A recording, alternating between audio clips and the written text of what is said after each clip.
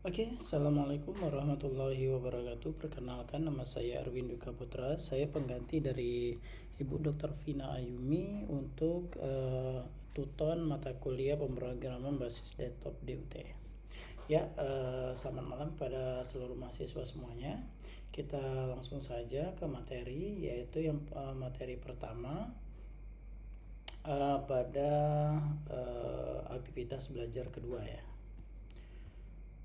Pada materi pertama ini kita akan membahas tentang tipe data, variabel, identifier, dan keyword.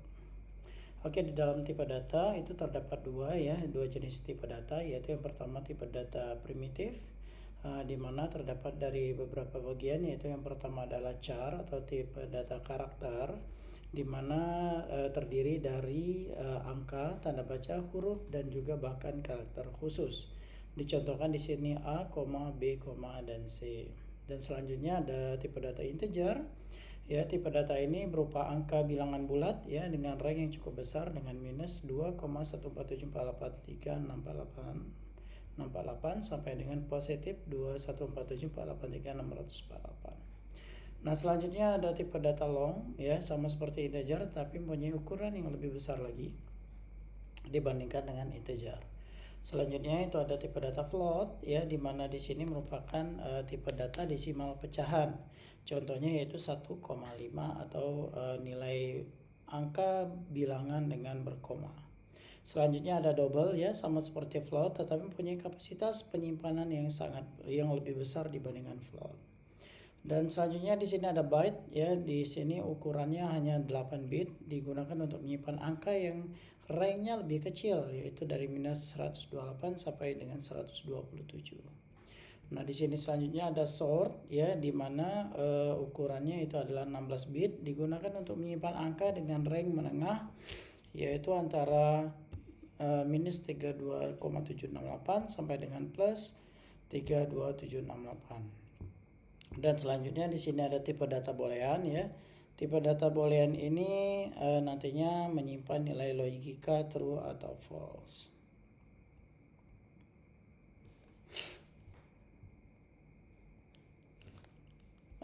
Selanjutnya tipe data reference Di sini adalah sebuah address yang menunjukkan di mana sebuah variable objek dan metode disimpan, sehingga variabel dengan tipe data reference berisi address dari objek yang dirujuk.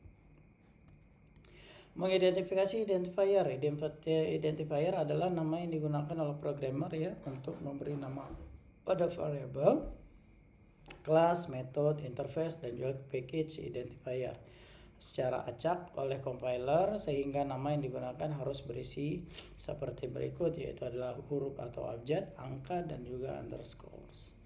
Nah, di identifier tidak boleh mengandung spasi atau diawali dengan angka, serta tidak boleh menggunakan keyword yang telah digunakan di dalam pemrograman Java. Selain dari bentuk Unicode juga dapat digunakan sebagai identifier. Nah, ini contoh-contohnya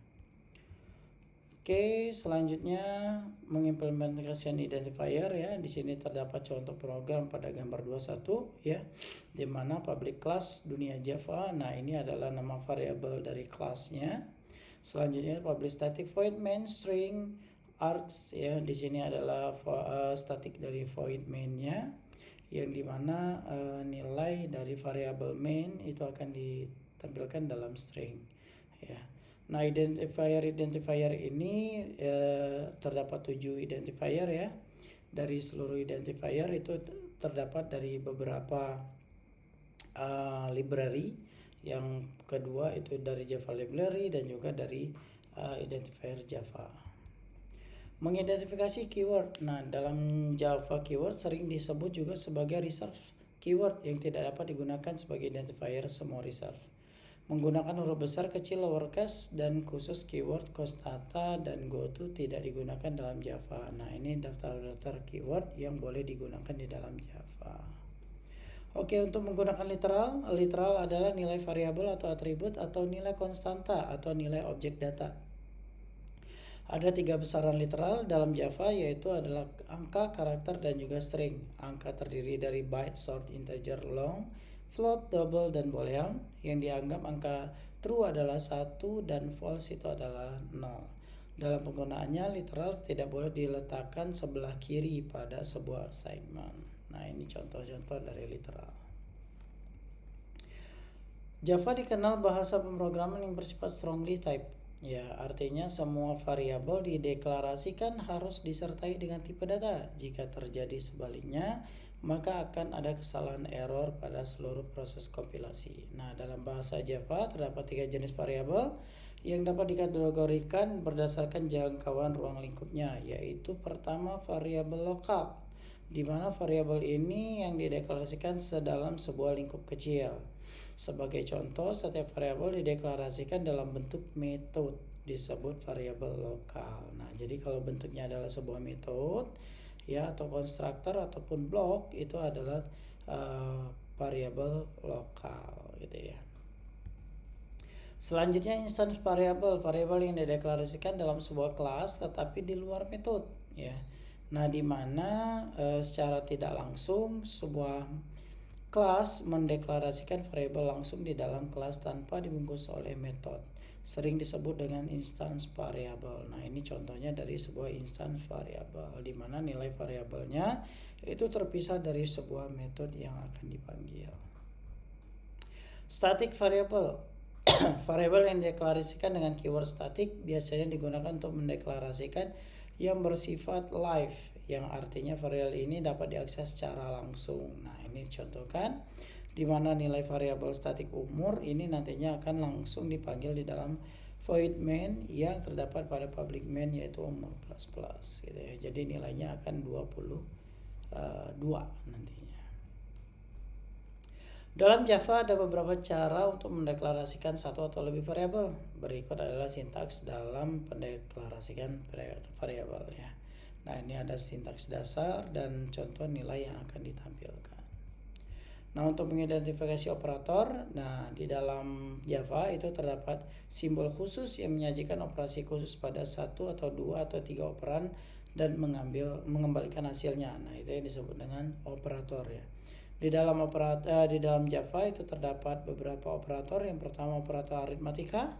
Ya, contohkan di sini penjumlahan, pengurangan, perkalian, pembagian modulus yang dimana mengambil sisa bagi.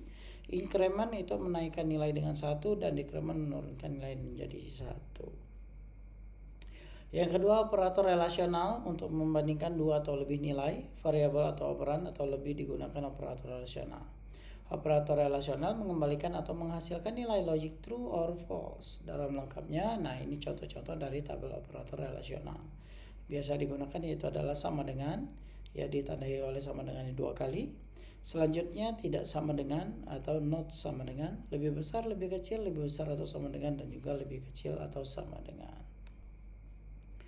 Yang ketiga yaitu adalah operator kondisional, ya menghasilkan nilai sama dengan operator relasional, hanya saja penggunaannya lebih pada operasi-operasi boolean ya.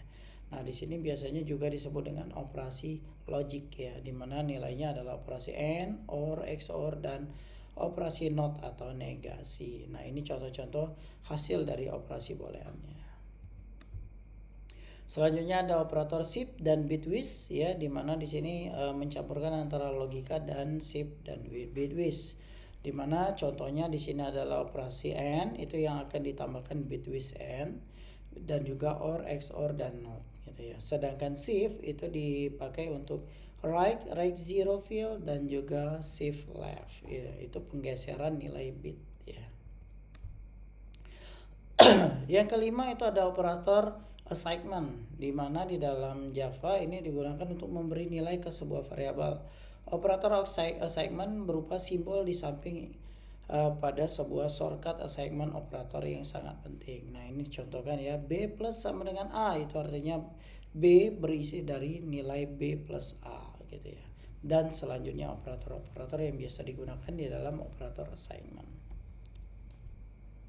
Yang terakhir itu adalah separator yang menginformasikan ke compiler Java tentang adanya kelompok code program. Nah, ini biasanya digunakan untuk membuat sebuah tipe array ya. Contohkan di sini ada kurung siku itu untuk menghasilkan tipe array, kurung kurawal itu untuk penggabungan dari nilai suatu array, dan tanda kurung itu untuk parameter sebuah metode yang di dalamnya juga terdapat array biasanya.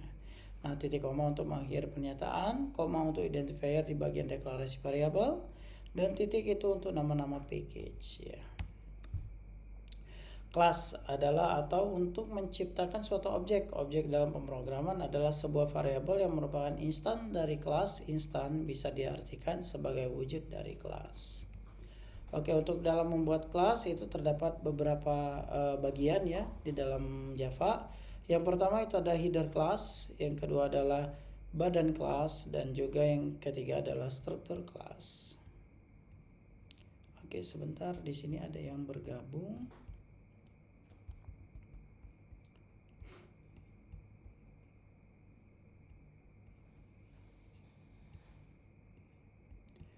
Oke, kita lanjutkan.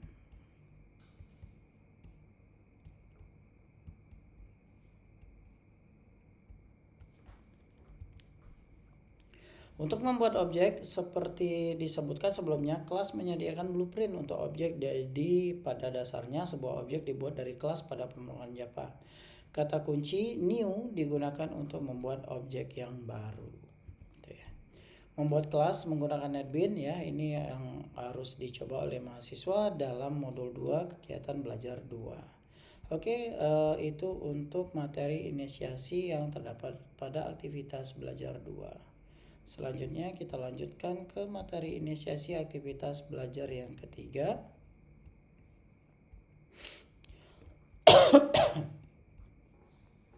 Ya. Nah, di sini kita akan mengenai array dan string ya. Nah, array adalah sebuah struktur data yang memuat data dengan tipe yang sama. Ukuran array bersifat tetap. Artinya array akan mempunyai ukuran yang sama sejak pertama kali dibuat. Array dalam Java adalah objek, disebut juga sebagai tipe referensi, sedangkan elemen dalam array Java bisa primitif ataupun referensi. Nah, di dalam array itu terdapat 3 bagian, yaitu ada nilai elemen array, alamat elemen array, dan juga indeks elemen array. Ya, ini contoh dari indeks pada array ya. Pendeklarasian array ya, array itu terdapat beberapa jenis ya. Yang pertama itu adalah array satu dimensi, di mana diciptakan untuk menggunakan kata reserve new. Bentuk umum pendeklarasian array dalam Java sebagai berikut. Nah, ini contohnya ya. Jadi kalau array satu dimensi itu hanya terdiri dari satu deretan array gitu ya. Array 2 dimensi ini serupa dengan array 1 dimensi, hanya tetapi di dalam satu variabel terdapat 2 buah dimensi array gitu ya. Nah, ini dicontohkan ya, dimana nilai array-nya itu di dalam 2 kurung siku. String adalah kelas yang menangani deretan karakter. Kelas ini mendukung sejumlah metode yang sangat berguna untuk manipulasi string, misalnya untuk mengkonversi setiap huruf kecil menjadi huruf besar. Nah, ini contoh dari manipulasi string yang ada di dalam kelas ya. Nah, ini dicontohkan gabungan dari beberapa array ya, di mana ada indeks 1 dimensi array dan juga 2 dimensi array, dan juga bagaimana memanipulasi string. Oke, di dalam metode array dan string ya, itu terdapat memiliki objek data, 2 objek data ya dalam operasi metode. Yang pertama itu adalah atribut, itu sebagai ciri objeknya. Yang kedua itu adalah metode seperti tingkah lakunya. Nah, dicontohkan di sini ada variabel kelas dengan bentuk senjata ya, di mana nilai atributnya ada jumlah peluru, jenis, nama senjata, berat, dan warna. Nah, untuk tingkah lakunya ini adalah tembak, lempar, kurangi peluru, dan reload. Oke, kita contohkan di sini ada code-nya ya, di mana nilai nilai kelasnya itu adalah senjata, dan atributnya terdiri dari variabel nama dengan tipe data string, dan juga variabel jumlah peluru dengan tipe data integer. Dan akan dilakukan void tembak, artinya akan melakukan sebuah metode tembak. Setelah itu juru tembak akan mengurangi pelurunya dari setiap kali langkah tembak ya.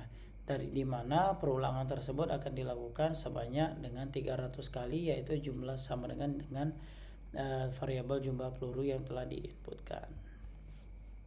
Nah, di dalam metode array ya, itu terdapat 4 bagian, yaitu adalah method equals, method sort, method binary search, dan method fill. Di mana method equals itu adalah membandingkan antara dua array bernilai sama atau tidak.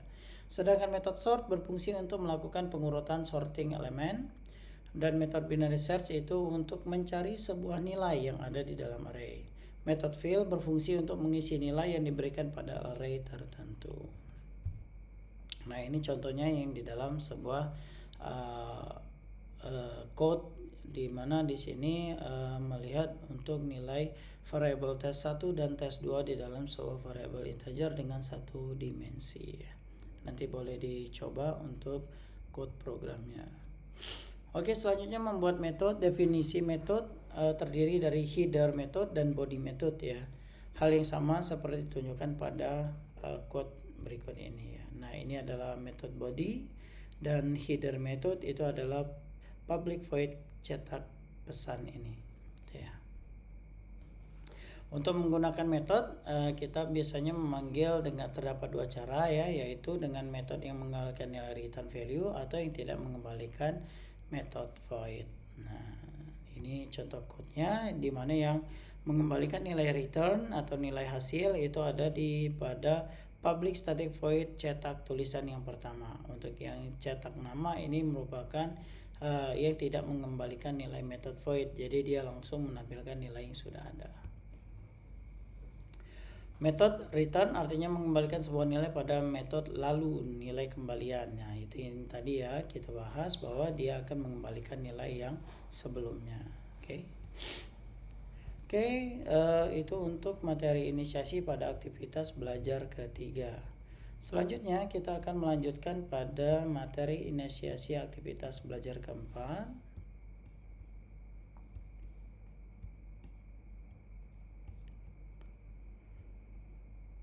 yaitu tentang struktur keputusan dan struktur perulangan ya. Nah, struktur keputusan yaitu yang pertama adalah struktur if ya. Percabangan if adalah percabangan yang hanya memiliki satu pilihan. Artinya pilihan di dalam if hanya akan dikerjakan kalau kondisinya benar saja. Jika nilainya salah, maka dia tidak akan melakukan apa-apa atau eksekusinya akan dihentikan. Nah, ini contohnya ya di dalam sebuah bagan di mana terdapat sebuah kondisi, jika benar maka pernyataannya akan disampaikan. Nah, gitu ya. Kalau syaratnya terpenuhi, jika syaratnya tidak terpenuhi maka dia akan keluar dari struktur tersebut. Selanjutnya ada struktur if else. Nah, di sini strukturnya berbeda dengan if tadi. Percabangannya mempunyai sebuah alternatif gitu ya. Jika kondisinya salah, maka dia akan melihat syarat yang kedua atau pernyataan yang kedua, apakah itu merupakan yang diinginkan oleh kondisi tersebut gitu. Jika benar, dia akan mengambil syarat pernyataan yang pertama. If else if. Nah, if else if di sini memberikan kondisi yang umum jika terdapat banyaknya pilihan atau banyaknya alternatif yang diinginkan oleh sebuah pemrograman gitu ya. Nah, di sini dicontohkan dalam sebuah bagan, jika nilainya 90 maka grade-nya A, jika nilainya lebih besar sama dengan 80 B+, dan selanjutnya. Sampai dengan tidak menemukan apapun, akhirnya mendapatkan nilai 0. Nested if ya. Nested if adalah if yang bersarang. Jadi if di dalam sebuah if gitu ya. Jadi kita bisa membuat sebuah kondisi di mana if itu mempunyai dua buah kondisi yang berbeda gitu ya. Tidak menggunakan else if gitu ya. Oke. Menggunakan operator logika dalam percabangan. Nah, di dalam percabangan atau struktur ya, itu terdapat operator logika yang dapat kita gunakan. Nah, di sini contohnya adalah menggunakan operator logika sama dengan ya. Oke, untuk aktivitas belajar 4 itu sudah selesai. Kita lanjut ke aktivitas belajar yang kelima untuk inisiasi yang kelima. Oke, materi inisiasi yang kelima ya. Di sini akan dilanjutkan dengan struktur keputusan dan struktur perulangan yang tadi.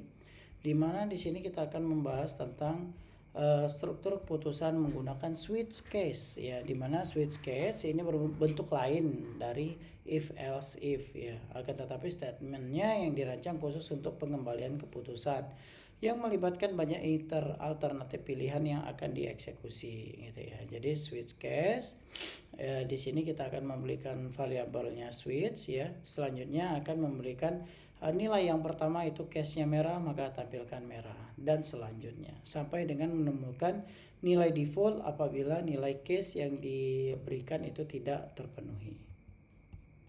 Ya, itu untuk switch case. Oke. Selanjutnya kita masuk ke materi aktivitas belajar yang ke-6 ya.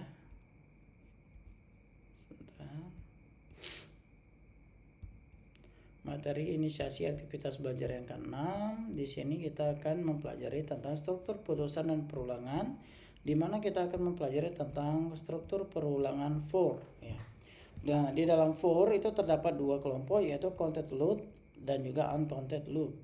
Perulangan yang jumlah perulangannya terhitung atau tertentu dalam kelompok ini pada perulangan for dan for each. Sedangkan uncounted loop itu perulangan yang di jumlah perulangannya tidak bisa ditentukan atau bebas ya di awal atau tidak tertentu, terdiri dari while dan do while gitu ya untuk perulangannya. Nah, untuk perulangan for digunakan untuk melakukan perulangan yang telah diketahui di awal ya.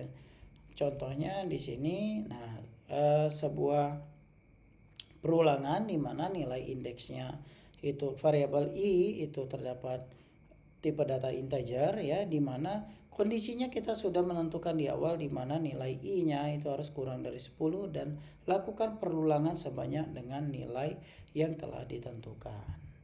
Nah, sedangkan struktur for each itu menampilkan isi dari array untuk mulai perulangan for each pada Java. Nah, for each ini artinya kita akan membuat sebuah perulangan dengan nilai yang kita tentukan sendiri nilai akhirnya berapa gitu ya. Untuk struktur perulangan unlooped atau unlocked loop ya.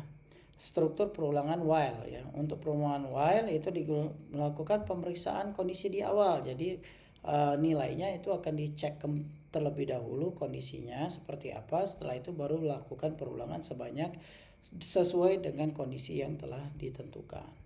Nah, sedangkan do while di sini menampilkan nilai kondisinya dulu ya, instruksi dulu baru nilai kondisi terhenti yang akan kita gunakan nantinya gitu ya. Nah, dari seluruh perulangan ini mempunyai kelemahan dan kelebihan masing-masing. Oke, untuk materi inisiasi ke-6 juga sudah selesai di aktivitas belajar 6. Nah, selanjutnya mungkin akan kita bahas di pertemuan web yang kedua untuk materi inisiasi ke-7, 8, 9 dan seterusnya. Bagi seluruh mahasiswa diingatkan, di sini juga terdapat pesan dari Ibu Dr. Buina Ayumi bahwa silakan untuk mengerjakan tugas 1 ya, di mana tugas 1 ini terakhir dikumpulkan yaitu tanggal 3 November. Sekali lagi kami himbau untuk segera menyelesaikan tugas 1. Sekian dari saya untuk pertemuan web 1 ini. Wassalamualaikum warahmatullahi wabarakatuh.